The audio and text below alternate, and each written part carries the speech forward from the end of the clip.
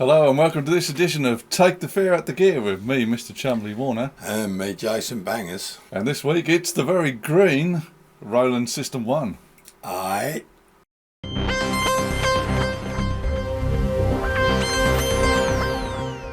why did I say aye? Because it's the aye system. It is. It's part of the old Aira range. Aye. Right. And every time Si says Aira, I'm going to go aye. This size, I think the Aira range is sexy as hell. And goodness me, this is sexy. And it's, well, it's just, it's a little sound, look.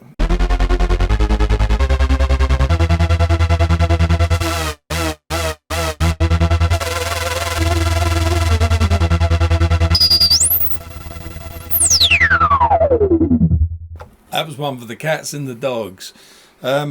Let me, just out of curiosity, let me just play this note.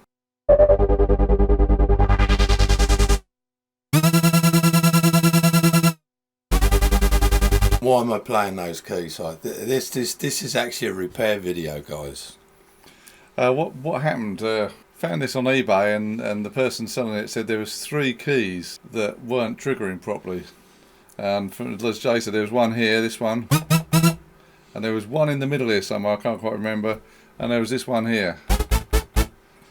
And you pressed them and they were just like intermittent on and off. And did a bit of research. Got it quite cheap. Yeah, I reckon I might have got it £50 to £100 cheaper than what it may have been. So the idea of this video is look out for the bargains and repair them. They are fixable. Well, we're going to come to that. So yeah, that's what we did. Should we just go straight to the repair video? Yeah, let's look at that first, shall we? Have a look at Mr. Chumley at work, ladies and gentlemen. Here we are back in the workshop again.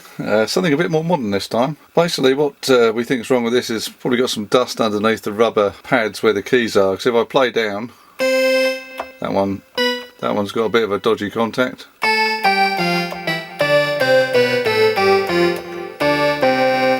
So I think there's 2 or 3 white keys which are not making very good contact, probably because there's dust and dirt underneath. So we'll flip it over and we'll just take the keys off, have a quick look under there, clean it out and then put it back together. Right, we've taken the screws out the bottom, then the top just lifts off. I've just angled that here because I don't want to take those connectors off because they're all fiddly. Because all we need to do is just take these black screws off here and then the keys will lift out, then we can just quickly get underneath and give them a clean. I'll just peel back the rubber strips and I've just, with just a dab of isopropyl, I've just cleaned all the contacts and the contacts on here, and then we'll put it all back and see what happens. Not overly impressed with the quality of this keyboard, it's pretty plasticky. Right, so I've cleaned underneath there. These just slot on in sort of 3 layers. The black ones, one set of white, another set of white, and then you've just got your screws in here, do this section, that section, and there's just one on the end. So we'll just pop that down, see if it works.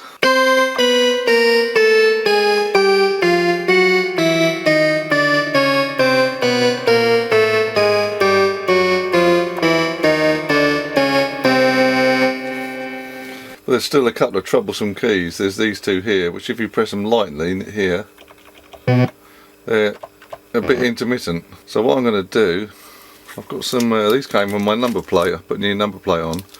These are some like little 3M sticky pads, they're like a couple of mil thick.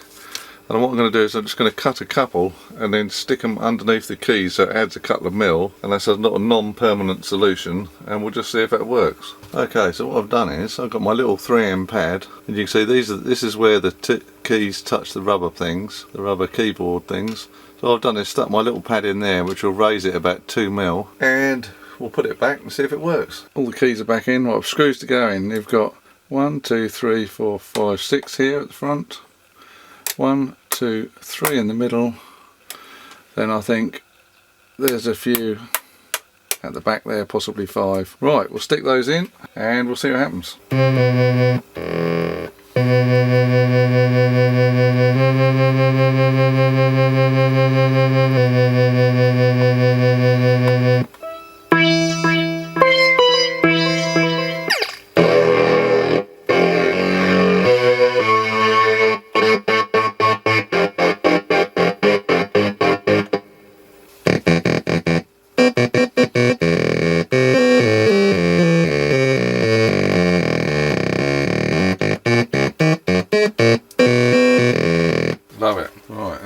awesomeness itself.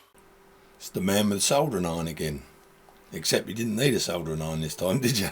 This was very simple. In the end, I did a little bit of research, and as you've seen from the video, it's. I think Jay and I agree. We don't like the actual build quality of the keyboard. It's really crap. It's very plasticky. But as we can see on the two keys we did, which was this one and that one, because when you press them down lightly, it wasn't making contact. All we did is got a piece of like double-sided tape, put it underneath the key, and that just a couple of mil, and this means that whenever you press it, have a hard or soft, and triggered. It's a simple repair. I've done the very same thing with guitar pedals, and especially wah-wah pedals where you have to push them down to click. You know what I mean, tubes. And you just put a bit of like plastic or rubber on it, you stick it on, and then it just makes that gap up. So it was really quite an easy fix, as you saw in the video there, and he's now got a perfectly good working, beautiful System 1, which is a lovely bit of kit, which goes with the rest of the Well, we've now got a complete system, so we can, if you guys are interested, we'll bring you the complete system and have a play with that. Well, yeah, we'll get the whole system all on the table together. That'll be one hell of a table, I'll tell you that now. So after all is said and done, and Simon's done his beautiful repair job, I think it's time to say now, bosh.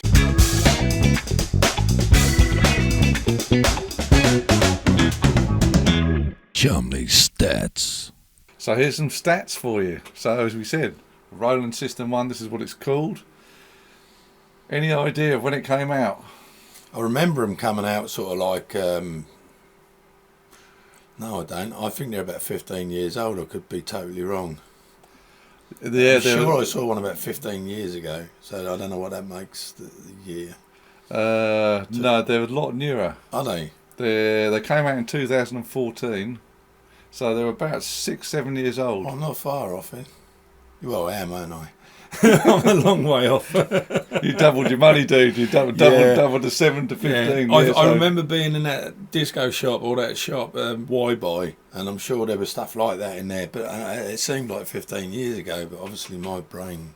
Time goes quick, doesn't it? It does, yeah. 2004 then. 14. Oh, 14, beg your pardon, 14. And that's then this one came out, and we've shown you the TB3, we've shown you the VT3 voice transformer. Yeah, so we've shown you quite a few of the Aira range. We ain't got the VT4 yet. I'm looking at buying one of those. I think they're pretty tidy. They are nice, aren't they? Yeah, they don't look the same. They're not in keeping with the Aira range, but they certainly got more features, better harmonies and stuff. But with the TB, not the TB3, the VT3, it's right in line with the Aira system. It's got the green, isn't it? It's got the green. It's all about the green. It's all about the green.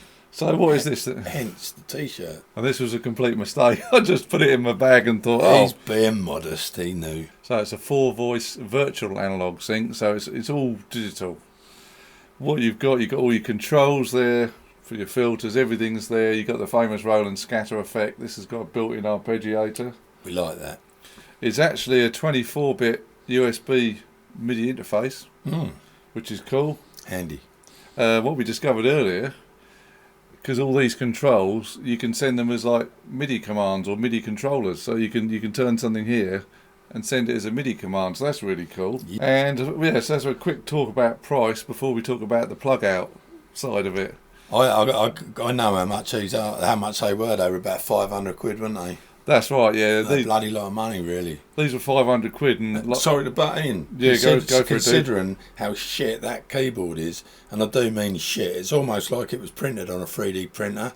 These keys, they've got no springs on them. It's literally just plastic bending. And I think that's disgusting. It's a bit worrying considering keyboards of the same price or maybe cheaper have actually just got proper keys. But yeah. Second-hand prices, a lot of people seem to be asking about 3. You might get one for about $250 if you're lucky. Yeah. Got this one for $200 because it had the key issue. So, but that was easily remedied, so that's all good. So you take the fear out of the gear. Another leap of faith from Mr. Chumley Warner. 200 quid. That could have been knackered, but he knew it was an easy fix. So the only other thing to mention is the plug out. What is this about plug outs? On the front here, you've got 2 buttons. System 1 is like the synthesizer we've seen already. And if you press the plug out button, what you can actually do, because it's all digital, you can load another synth into it. Yeah. brilliant. So you can load a Roland SH101, a Roland System 100, a Roland Pro Mars, or a Roland SH2. This has actually got an SH2 in at the moment.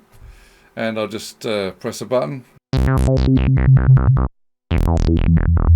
Straight away SSH2, isn't it? And you've got your like effect.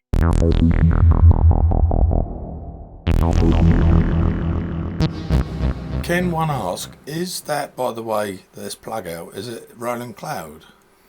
It is, yeah. So this is one of our gripes. If you watch our Roland Cloud video, Yeah. you'll find out about this. Okay. When you pay £500 for the keyboard, and then you have to pay roughly £100 for each plug out, It's not fair, is and it? we got what 4 plug outs here. That's another £400.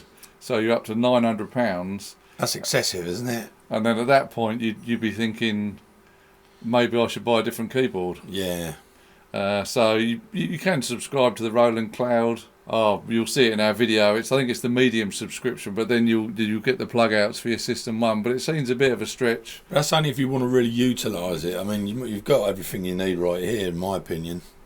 Yeah, and you can. I think you can subscribe for a month to the cloud to get it for free, and then it gives you the librarian, so you can load your sounds in and out, not the plug out ones, but the normal sounds. Aye. So that's the only downside we think on this one. Yeah, the cloud thing again, Roland. There you go. Anyway, enough said about that. So there you have it, a wonderful repair from Mr. Chumley Warner. Give you an insight in case you need to do the same thing. You may have one where you got a dodgy key. Now you know what to do. Tip top. Hope you've enjoyed it. Hope it's been insightful and useful. Don't forget to click the like button, hit the bell and subscribe.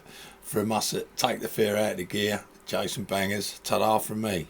And it's goodbye from me, Mr. Chumley Warner. We'll see you on the next one.